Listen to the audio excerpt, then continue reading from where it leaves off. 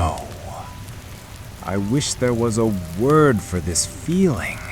A word that could truly capture the soul-burning regret, the unforgivable foolishness, and the pure, undiluted terror that's chewing on every cell in my body right now.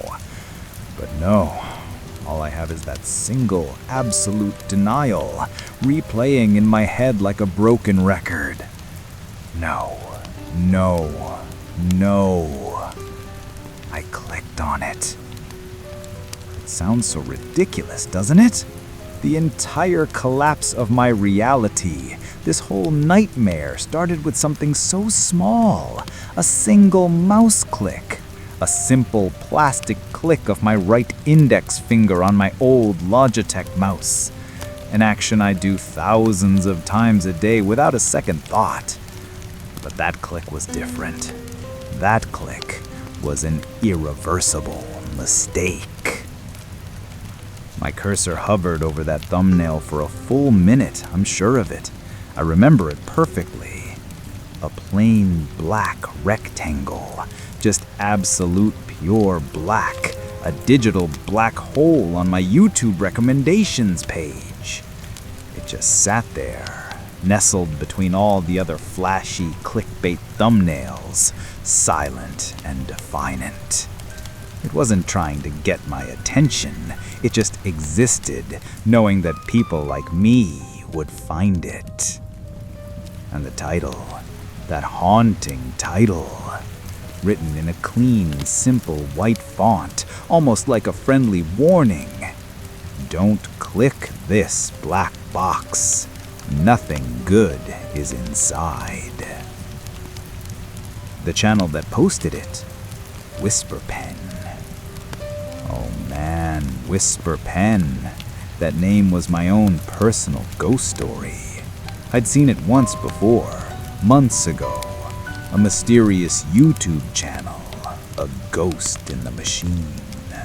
With 0 subscribers, 0 views, and unsearchable. It was like my own personal urban legend, a secret I thought only I knew. I tried to find it again, scoured forums, but nothing. It was gone. Until last night, it reappeared like a ghost ship emerging from the fog with a new video. A personal invitation. And I, Alex Carter, a 28-year-old freelance graphic designer, a self-proclaimed explorer of the internet's dark corners, couldn't resist. My ego screamed, "This is it, Alex. This is what you've been looking for. A real mystery." My rational mind, the tiny, weak part of me that was left, tried to warn me. "It's a prank, you fool, a sophisticated trap." But I didn't listen. Curiosity is an addiction, and I was a full-blown junkie. I had to know what was inside that black box. I had to be the first. So I clicked. The video loaded. A black screen and silence. A full minute of absolute thick silence. I remember feeling disappointed, a little annoyed. What a load of nonsense, I had muttered. I actually laughed at my own stupidity, shut down my PC, and went to bed. I thought that was the end of it. Oh, how incredibly wrong I was. When I woke up, I wasn't in my Chicago apartment anymore. I woke up here, inside the video. Darkness, absolute, complete darkness. I can't see my hand in front of my face. I don't know if my eyes are open or closed. There's no floor, no walls, nothing, just a smooth, featureless surface beneath my feet and an endless void all around.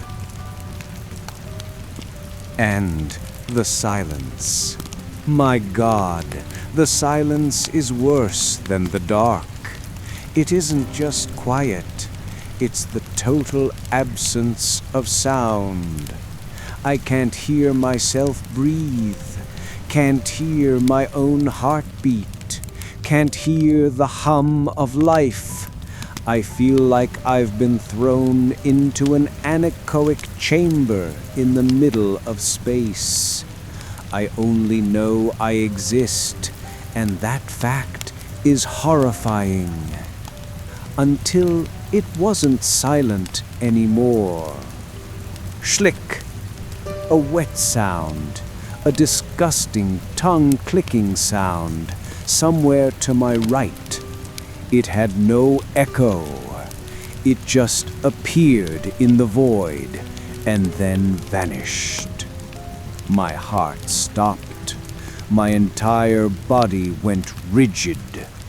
I wasn't alone. Growl. This time, a growl, low, rattling, with a metallic grinding quality, like an old rusty machine trying to start. It came from behind me, close, way too close.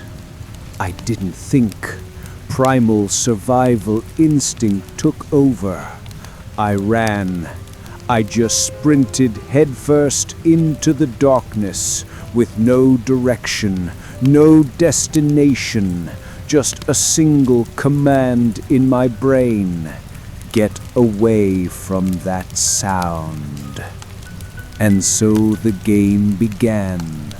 A cruel game of cat and mouse in an infinite playground. I was the blind mouse, and the cat, well, it could be anywhere. Running. That's all I do now. It's all I am. I'm not Alex Carter anymore. I'm a fleeing creature, a collection of screaming muscles and burning lungs. Time has no meaning. Day and night are one and the same in this eternal blackness. Hunger and thirst have become foreign concepts. My body seems to be running on a single endless fuel source: adrenaline, fear. The monster, or whatever is in here with me, is a master of psychological torture. It never attacks. It never touches me. It just plays. Its sounds are a perfectly orchestrated symphony designed to push me to the edge of insanity. Schlick, schlick, schlick. That wet, clicking sound. It usually comes from my flanks, sometimes from both sides at once, making me feel like I'm being pincered. It's got this uniquely repulsive quality, like something with too much saliva is savoring the thought of its next meal. I hate that sound the most. It makes my stomach turn and my scalp crawl.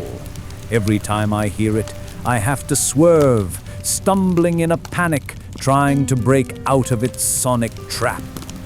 And then there's the growl. Growl. Rattle. Rattle. It's not like any animal I've ever heard. It has the timbre of corroded metal, of gears grinding together without any oil. It always comes from behind, a constant nagging reminder that I'm being chased. Sometimes it's distant, a low, mournful rumble. Other times it's right at the back of my neck, so close I can feel a vibration in the air. Every so often, it changes tactics. A new sound joins the symphony.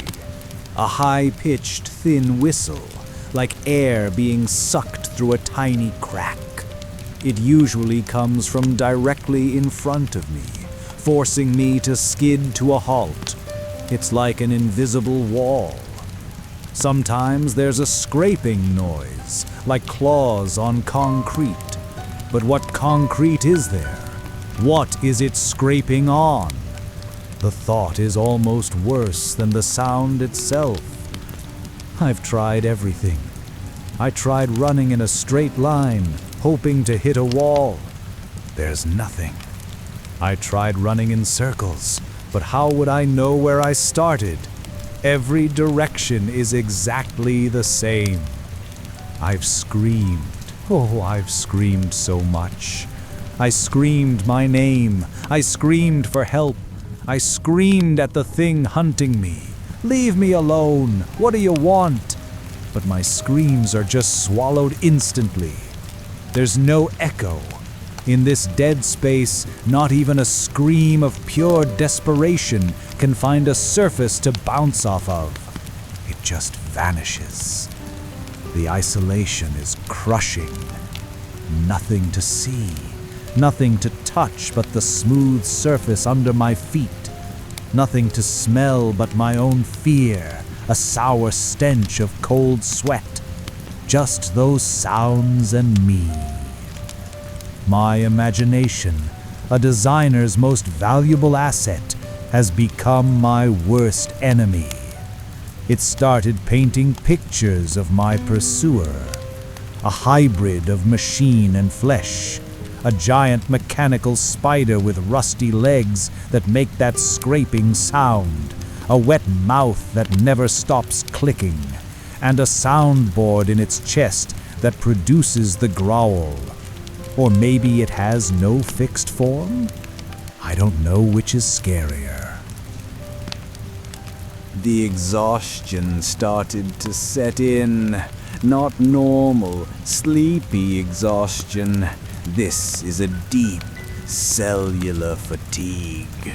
My muscles feel like they're filled with acid. My lungs burn with every breath. My knees are trembling. I know I can't keep this up. I am literally running myself to death. The monster doesn't even have to touch me. It just has to wait for me to collapse from sheer exhaustion.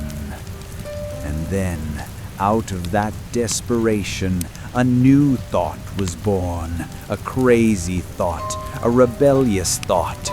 I'm done running. I'm done being the prey. If I'm going to die anyway, then I'm going to die on my own terms. I'm not going to die with my back turned.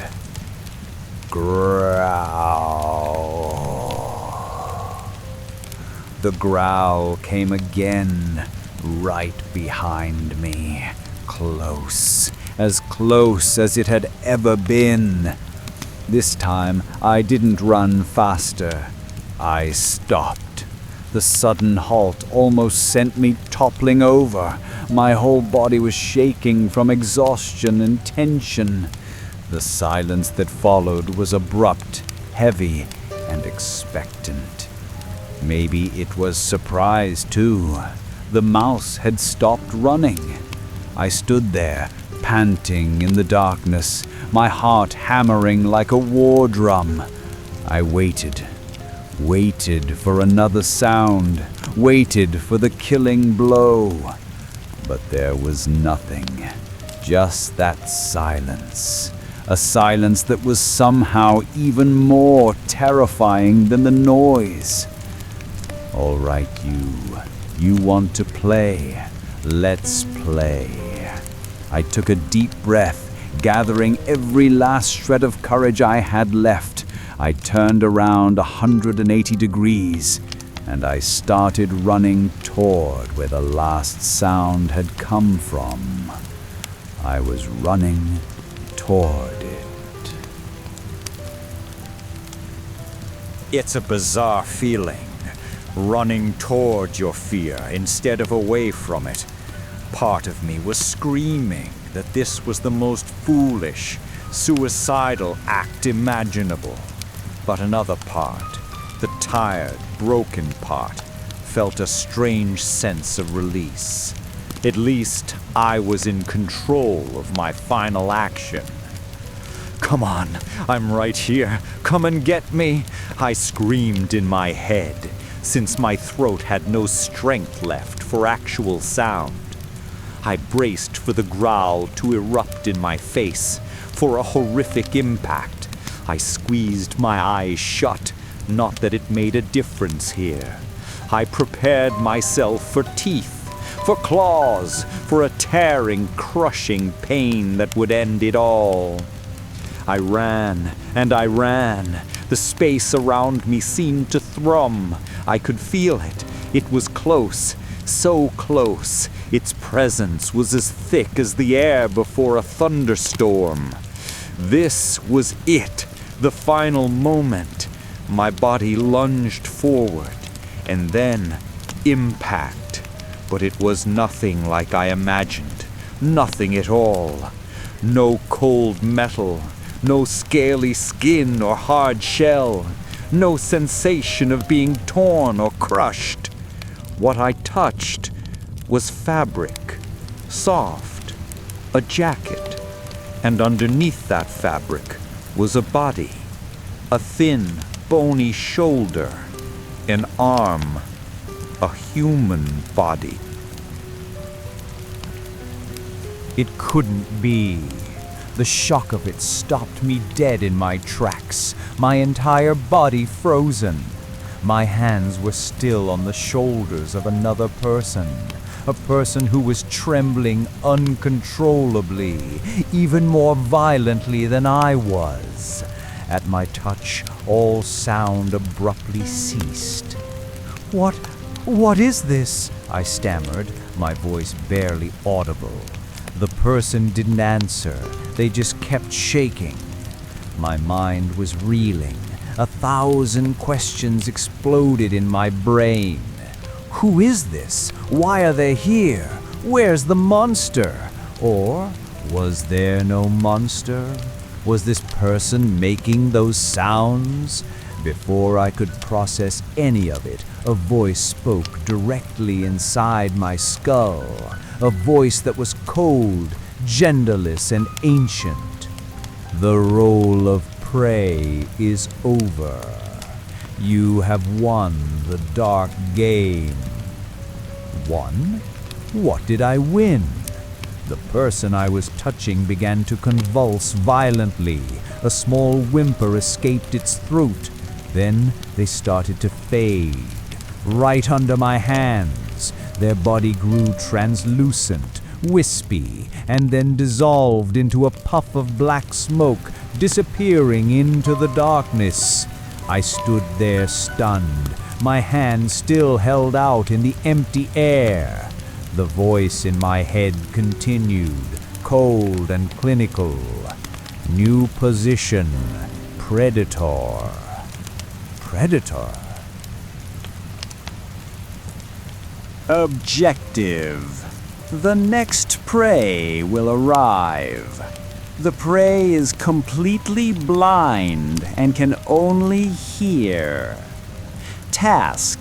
Use sounds to terrify the prey until it expires from exhaustion or despair. When the prey expires, you will be released. Released. That word hit me like a sledgehammer. Released. Free. To leave this place. To go home. To return to the light. But the price. To terrify someone else to death? And then the final horrifying puzzle piece fell into place. The person who just vanished, he was my predator. He was making those sounds. He had been a prey, won the game before me, and was forced to become the monster. Important note, the voice chimed in one last time. If the prey touches you, you lose. A predator that loses ceases to exist. Now I understood. That's why he dissolved. I touched him. I broke the Cardinal Lule, a suicide run that accidentally became a kill shot. The truth of this situation was worse than any monster my imagination could conjure. This wasn't a hunt. It was a loop, a system of torture where the survivors were forced to become the very thing that tormented them. "New prey arriving," the voice announced clinically. My feet felt nailed to the floor. I wanted to run, but where? I had won, but I felt more trapped than ever. I felt a slight disturbance in the air in front of me. A new presence had been dropped into the arena, confused, lost, and terrified. And then a small, trembling sound broke the silence. "Please, is anyone there? I can't see anything." It was the voice of a girl. That voice. It was a knife straight to my gut.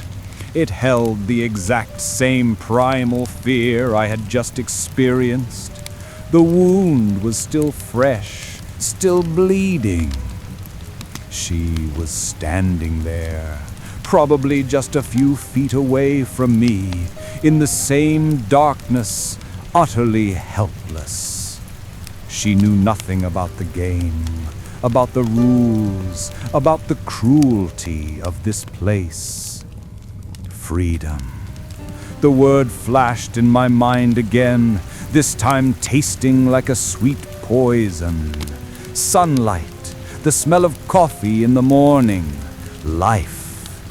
It was all waiting for me, on the other side of this one single nightmare. And the price was just one soul. Her soul. All I had to do was what the last guy did to me. I just had to open my mouth and make a sound, a growl, a click, anything to trigger her fear, to make her run, to run her until her heart gave out, and I would be free. "Please," the girl sobbed again, her voice cracking with fear. "I'm so scared. Where am I?" "Be quiet. Please, just be quiet." Every word she spoke was another twist of the knife in my conscience. But what if I didn't? What was the alternative? A predator that loses ceases to exist. If I didn't play, she might start moving, searching, and if she accidentally touched me, I'd die, dissolve into nothing, just like the last guy. So my choice was this: kill or be killed, torture or be erased, become a monster and walk out into the light, or try to hold on to the last shred of my humanity and die here in the dark. A terrible bargain right here in this void. I thought about my life. I'm 28. I don't want to die.